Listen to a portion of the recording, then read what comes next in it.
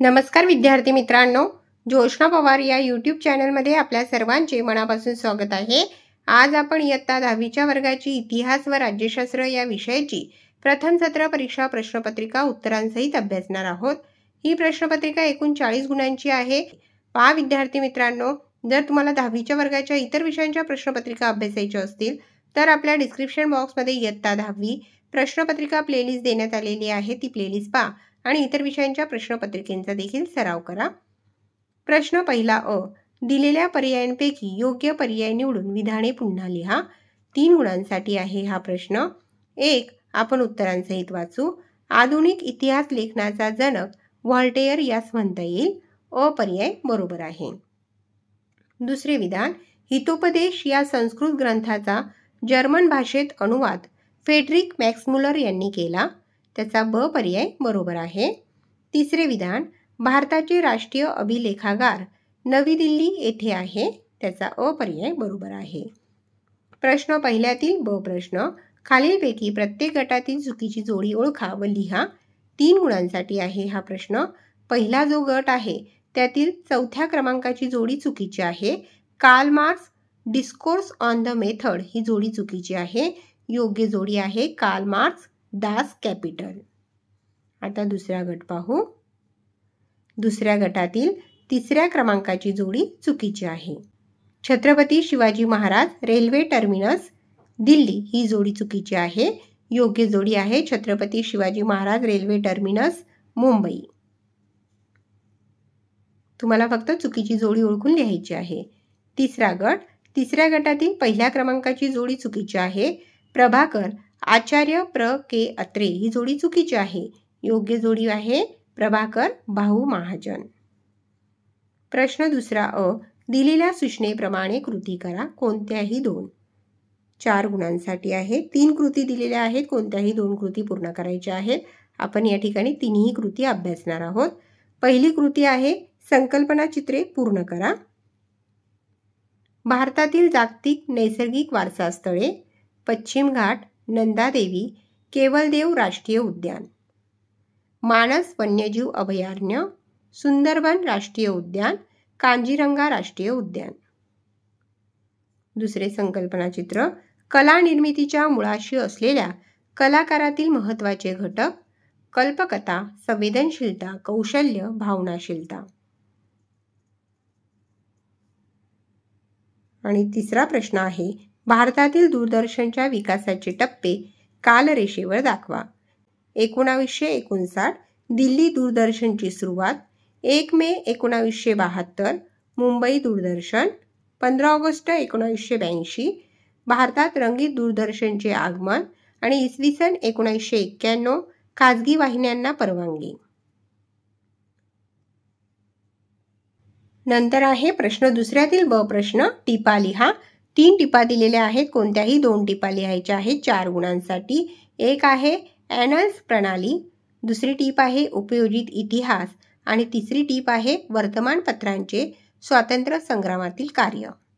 त्यापैकी आपण ॲनल्स प्रणाली आणि उपयोजित इतिहास या 2 टिपा अभ्यासू 4 गुणांसाठी। या ठिकाणी ॲनल्स प्रणाली टीप देण्यात आलेली आहे। राजकीय अभ्यासाबरोबरच स्थानिक लोक, तत्कालीन हवामान, व्यापार, शेती, तंत्रज्ञान, दळणवळण व संपर्काची साधने, सामाजिक विभागणी आणि समूहाची मानसिकता यांचाही अभ्यास करणे महत्त्वाचे मानले जाऊ लागले। या विचार प्रणालीलाच ॲनल्स प्रणाली असे म्हणतात। ॲनल्स म्हणजे वार्षिक इतिवृत्त। घटना ज्या काळात घडली तिचा केवळ राजकीय नव्हे तर तत्कालीन सामाजिक, आर्थिक इत्यादी सर्वांगांनी अभ्यास केला पाहिजे असे मानणारी ॲनल्स प्रणाली फ्रेंच इतिहासकारांनी प्रथम विकसित केली। आणि या ठिकाणी दुसरी टीप आहे उपयोजित इतिहास। एखादा विषय इतर क्षेत्रांमध्ये लागू करणे व त्यातून निघणारे निष्कर्ष प्राप्त करणे म्हणजे उपयोजन होय। इतिहासाची उद्दिष्टे इतर विषयांना लागू करून नवीन निष्कर्ष काढणे यालाच इतिहासाचे उपयोजन असे म्हणतात। इतिहासाद्वारे भूतकाळातील घटनांसंबंधीचे जे ज्ञान प्राप्त होते त्याचा उपयोग वर्तमानात आणि भविष्यकाळात सर्व समाजाला कसा होईल याचा विचार उपयोजित इतिहासात केला जातो। इतिहासात सामाजिक, धार्मिक, कला, स्थापत्य इत्यादी घटक समाविष्ट असतात। तसेच या विषयांमध्येही इतिहासाचे उपयोजन होते।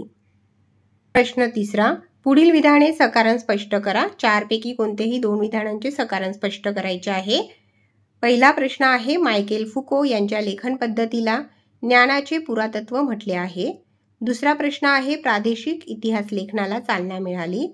तिसरे विधान आहे, कलेच्या इतिहासाच्या सखोल अभ्यास असणाऱ्या तज्ज्ञांची आवश्यकता असते. चौथा प्रश्न आहे, सर्व प्रसार माध्यमात दूरदर्शन अतिशय लोकप्रिय माध्यम आहे. यापैकी आपण तिसऱ्या आणि चौथ्या प्रश्नाचे उत्तर अभ्यासू. या ठिकाणी उत्तर देण्यात आलेले आहे. कारण कला वस्तूंच्या खरेदी विक्रीचे एक स्वतंत्र क्षेत्र असते. कला वस्तू नकली आहेत की खऱ्या आहेत, त्यातील धातू, लाकडाचा प्रकार, त्यांचा दर्जा योग्य आहे का, हे त्यातील जाणकारच सांगू शकतो. कला वस्तूतील कलेचा दर्जा कसा आहे हे कलाकारच ओळखू शकतात. एकूण कला वस्तूंचे मूल्य ठरवताना वरील सर्व गोष्टींची पारख होणे आवश्यक असते. त्यासाठी कलेच्या इतिहासाचा सखोल अभ्यास असणाऱ्या तज्ज्ञांची आवश्यकता असते. उत्तर, दूरदर्शन हे दृकश्राव्य माध्यम असल्याने ऐकत असलेल्या माहितीबरोबरच त्यासंबंधीची चलचित्रे प्रेक्षकांना प्रत्यक्ष पाहायला मिळतात. दूरदर्शन म्हणजे मनोरंजनाचा खजिनाच होय. जगातील सर्व घडामोडी दूरदर्शनच्या छोट्या पडद्यावर घरच्या घरी बसून पाहायला मिळतात. सामाजिक समस्या, शैक्षणिक आर्थिक चर्चा, राजकीय घडामोडी, चित्रपट, खेळ पाहायला मिळतात. खेळाडू, नेते, किल्ले, युद्ध इत्यादी गोष्टींवरील माहितीपट दूरदर्शनवर पाहायला मिळतात. म्हणून सर्व माध्यमात दूरदर्शन हे अतिशय लोकप्रिय माध्यम आहे. त्यानंतर आहे प्रश्न चौथा. दिलेल्या उत्तराचे वाचन करून त्यावर आधारित प्रश्नांची उत्तरे लिहा. 4 गुणांसाठी आहे हा प्रश्न. सर्व प्रश्नांची उत्तरे ही उत्तरातच आहेत. पहिला प्रश्न, कोणत्या राज्यांमध्ये गुहाचित्रे आढळली आहेत? त्याचे उत्तर आहे मध्य प्रदेश, उत्तर प्रदेश, बिहार, उत्तराखंड, कर्नाटक, आंध्र प्रदेश आणि तेलंगणा या राज्यांमध्ये गुहाचित्रे आढळली आहेत. दुसरा प्रश्न, गुहाचित्रांची परंपरा केव्हापासून सुरू झाली?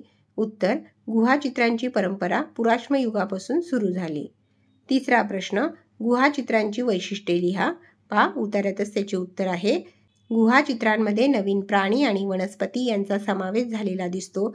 तसेच मनुष्याकृतींच्या रेखाटनाचा पद्धतीत आणि वापरलेल्या रंगांमध्ये सुद्धा फरक होत जातो. या चित्रांमध्ये काळा, लाल, पांढरा यांसारखे नैसर्गिक द्रव्यापासून तयार केलेले रंग वापरलेले असतात. त्या काळातील लोकांचे त्यांच्या परिसरासंबंधीचे ज्ञान आणि नैसर्गिक स्रोतांचा उपयोग करून घेण्याचे तंत्रज्ञान यांचा विकास कसा होत गेला याची कल्पना या चित्रांद्वारे करता येऊ शकते. प्रश्न 5वा, पुढील प्रश्नांची सविस्तर उत्तरे लिहा. 4 पैकी कोणत्याही 2 प्रश्नांची उत्तरे लिहायची आहेत. आता राज्यशास्त्र या विषयावर आधारित प्रश्नपत्रिका. प्रश्न 6वा, दिलेल्या पर्यायांपैकी योग्य पर्याय निवडून विधाने पूर्ण करा. पहिले विधान, लोकशाहीचा गाभा म्हणजे सत्तेचे विकेंद्रीकरण. त्याचा ब पर्याय बरोबर आहे. दुसरे विधान, नॅशनल कॉन्फरन्स हा पक्ष जम्मू आणि काश्मीर या राज्यात आहे. त्याचा ड पर्याय बरोबर आहे. प्रश्न 7वा, पुढील विधाने चुकी बरोबर ते सकारण स्पष्ट करा. 3 पैकी कोणत्याही 2 विधानांचे सकारण स्पष्ट करायचे आहे.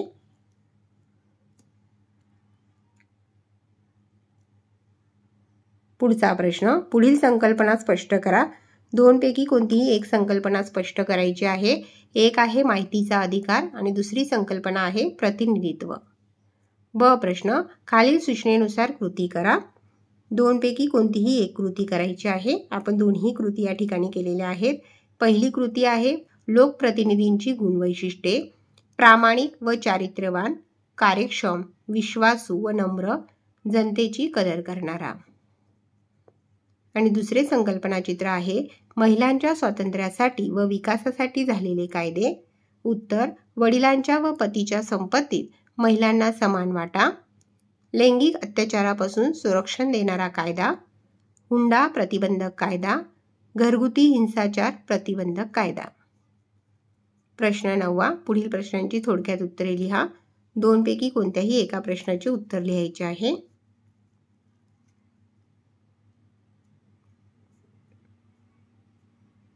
विद्यार्थी मित्रांनो, या ठिकाणी आपण इयत्ता 10वीच्या वर्गाची इतिहास व राज्यशास्त्र या विषयाची प्रथम सत्र परीक्षा प्रश्नपत्रिका उत्तरांसहित अभ्यासली. व्हिडिओ आवडल्यास व्हिडिओला लाईक करा आणि चॅनलला सबस्क्राईब करून ठेवा, जेणेकरून यापुढचे जे नवनवीन शैक्षणिक व्हिडिओ मी यूट्यूबवर टाकेन त्याचे नोटिफिकेशन अगोदर तुमच्यापर्यंत पोहोचेल.